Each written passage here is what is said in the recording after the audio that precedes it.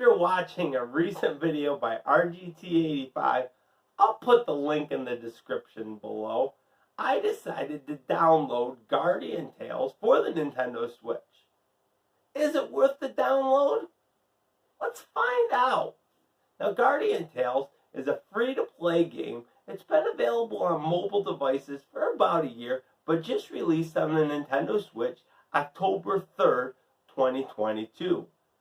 Guardian Tales is rated E10. It has a robust single-player campaign and boasts 1 to 4 players online multiplayer. It has a minuscule 57 megabyte download, although you do have to download a bit more when you start up the game. Now, I'll only be showing a video from the first 5 hours of the campaign just to prevent any spoilers. Let's go ahead and jump into the action. Upon starting Guardian Tales, you create a character. To do this, simply name them and choose male or female. At first, I was a little disappointed that I could not change the look of my character, but after playing, I realized that your character's looks are based on the armor you have equipped. Next, you're thrown into Canterbury, a land that's being taken over by invaders, and it's your job to save the world. In the main adventure game, the game is broken up into bite-sized levels that usually take less than 10 minutes to complete. In most levels, there's combat, puzzle solving, treasure hunting, stealth, and exploring. First, let's talk about the combat. I was really impressed with the variety of weapons the player is given. There are melee weapons, firearms, bows, and a magic system. The game says there's over 100 unique weapons. Each weapon changes up the gameplay to give a great sense of variety. Most weapons have an arc that, when used by pressing X, must be recharged after use to give some depth to the combat. Enemies range from small animals to monsters that take up half the screen.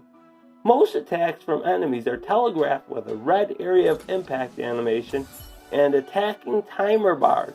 This gives the combat a great sense of strategy. Sure, at the early levels you can pretty much just spam the attack button, but as the game progresses and the difficulty ramps up, attacking with technique becomes much more effective. There's also a stealth system that allows you to get a free kill by sneaking up from behind an enemy, but I found out that that's not used too often. As for puzzle solving, I found out that it's pretty much standard Link to the Past style puzzles with a lot of switches that need to be triggered, bombs that need to be thrown, pushing blocks, lighting torches on fire, and creating electrical pathways.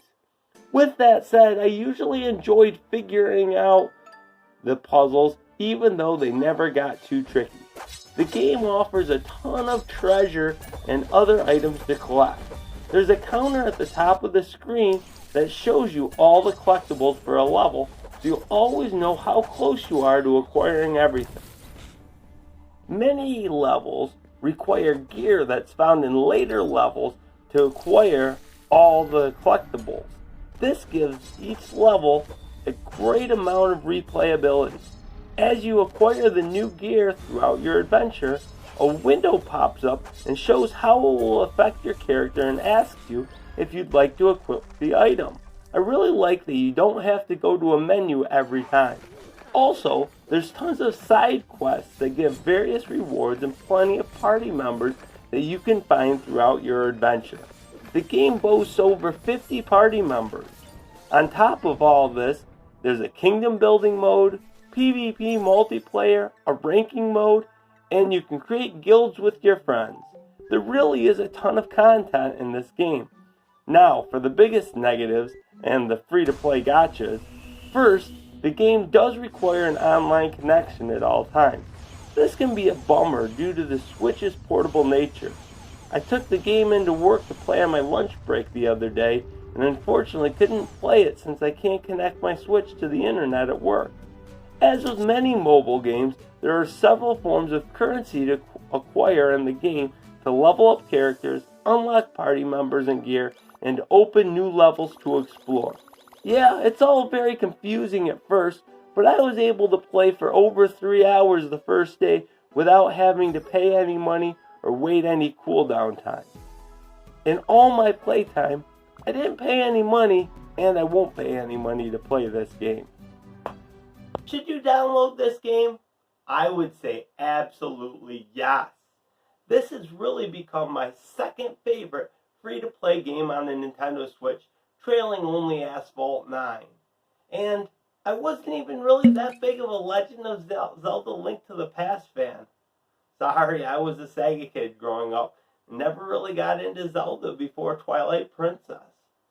Now, if this game doesn't interest you, check out my channel for other videos on how to score video games at the best prices possible. Hey, I really appreciate you watching. You're a star.